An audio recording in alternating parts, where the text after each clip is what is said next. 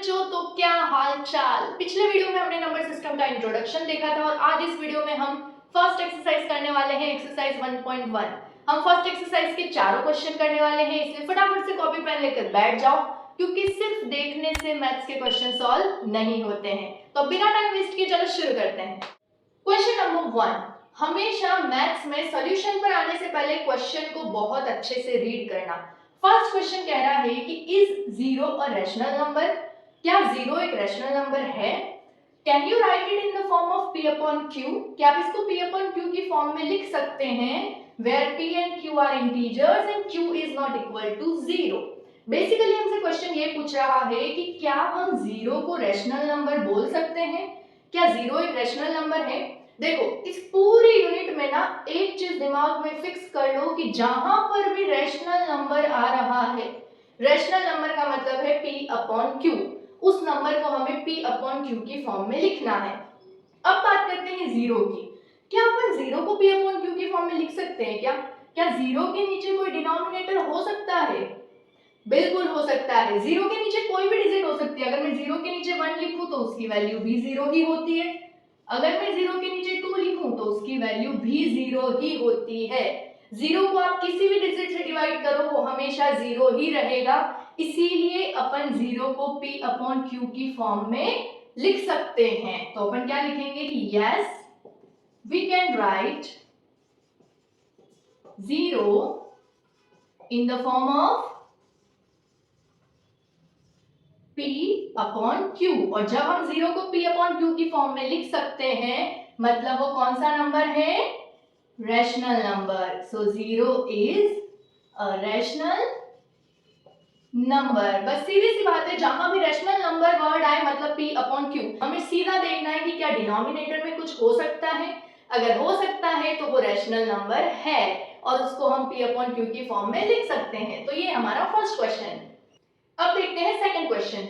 Second question में हमसे पूछा है कि find 6 rational numbers between 3 and 4।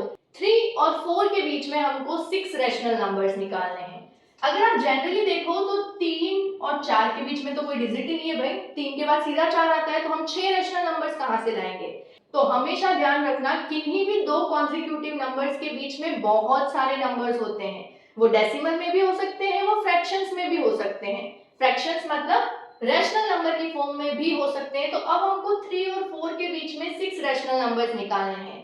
Rational number मतलब p अपॉन q। तो सबसे पहले तो अपन इन 3 और 4 को p अपॉन q की फॉर्म में लिखते हैं। दोनों के डिनोमिनेटर में कुछ नहीं है मतलब हमने क्या लिख लिया?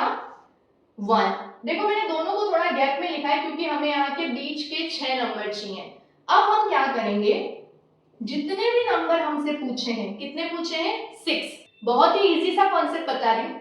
6 नंबर पूछे हैं तो हमेशा उससे एक ज्यादा ले लो। 6 से एक ज्यादा क्या होता है? 7।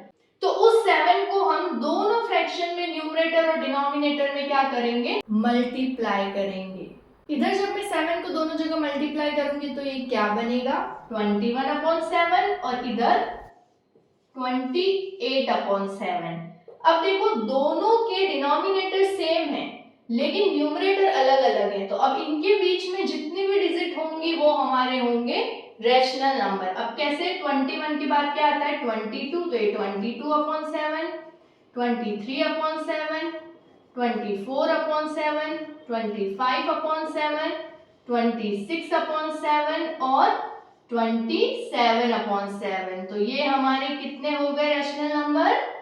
6 रैशनल नंबर हो गए। सीधा सा ध्यान रखना, जितने नंबर क्वेश्चन में पूछे हैं हमें उससे एक ज्यादा लेना है। अगर यहाँ पे 7 पूछे होते तो हम 8 लेते, 8 पूछे होते तो हम 9 लेते और उस डिजिट को दोनों फ्रैक्शन में मल्टीप्लाई करना है न्यूमरेटर और डिनोमिनेटर के साथ। फिर हमें बीच के सारे नंबर्स लिख लेने हैं। तो ये हो गया हमारा 6 रैशनल नंबर्स बिटवीन 3 एंड 4। अब बात करते हैं क्वेश्चन नंबर 3 की। देखो सेम उसी टाइप का क्वेश्चन है लेकिन यहाँ पर अब हमें पूछा है कि find 5 rational numbers between 3 upon 5 and 4 upon 5। यहाँ पे क्या था? सीधा 3 और 4 था, डिनोमिनेटर में कुछ नहीं था। लेकिन यहाँ पर अब हमारे पास डिनोमिनेटर भी है, मतलब ऑलरेडी हमें p अपॉन q की फॉर्म में दे रखा है। सेम प्रोसीजर करेंगे, कुछ भी चेंज नहीं है। पहले हम इन दोनों को लिख लेते हैं गैप में। कितने नंबर पूछे हैं? 5। तो हम किससे मल्टीप्लाई करेंगे? 5 + 1 मतलब कि 6 से मल्टीप्लाई करेंगे दोनों तरफ। तो ये हमारा क्या बन गया? 18/30 और यहाँ पर 24/30। तो अब देखो 18 और 24 के बीच के क्या क्या नंबर हैं?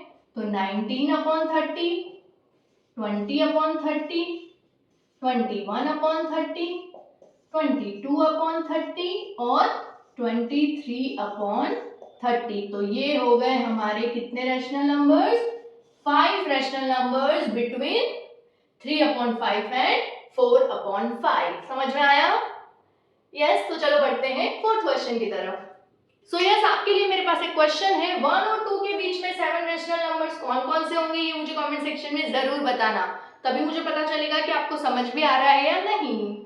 यस। क्वेश्चन नंबर 4 में हमें 3 स्टेटमेंट दे रखे हैं, हमें उन्हें ट्रू या फॉल्स बताना है।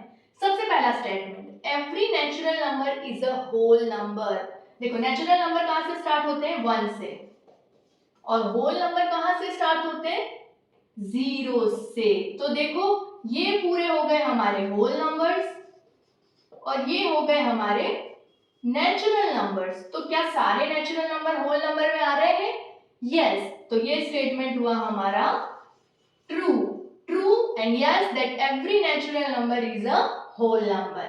Second statement is every integer is a whole number. अब देखो होल नंबर 0 से शुरू हो रहे हैं। अब इंटीजर्स में क्या होते हैं? नेगेटिव भी होता है, 0 भी होता है और पॉजिटिव भी होता है, लेकिन होल नंबर में तो नेगेटिव है ही नहीं, इसीलिए हर इंटीजर होल नंबर नहीं हो सकता, क्योंकि नेगेटिव इंटीजर्स होल नंबर नहीं होते, इसीलिए ये भी हो गया हमारा फॉल्स। थर्ड में पूछा है every rational number is a whole number. क्या हर रैशनल नंबर होल नंबर हो सकता है? Again it is false. Why? Because देखो रैशनल नंबर जो है, जैसे मैं अगर लिखूं 6/5, तो जब आप 6 को 5 से डिवाइड करोगे तो पॉइंट में आंसर आएगा, फ्रैक्शन में आंसर आ सकता है, मिक्स फ्रैक्शन में आंसर आ सकता है। कितनी ही बार हमारे पास नेगेटिव फ्रैक्शन भी होते हैं, इसीलिए हर रैशनल नंबर होल नंबर नहीं हो सकता है। Again it is a false. तो यहाँ पर हमारी फर्स्ट एक्सरसाइज कंप्लीट होती है। होप आपको सारे क्वेश्चन समझ आ गए होंगे। अगर आपको कोई भी डाउट हो तो मुझे कमेंट सेक्शन में जरूर बताना। मिलते हैं नेक्स्ट वीडियो में अगली एक्सरसाइज के साथ। तब तक के लिए पढ़ते रहो और मैथ्स को प्रैक्टिस करते रहो, बिकॉज मैथ्स रटी नहीं जाती, प्रैक्टिस की जाती है। Thank you for watching. Bye bye.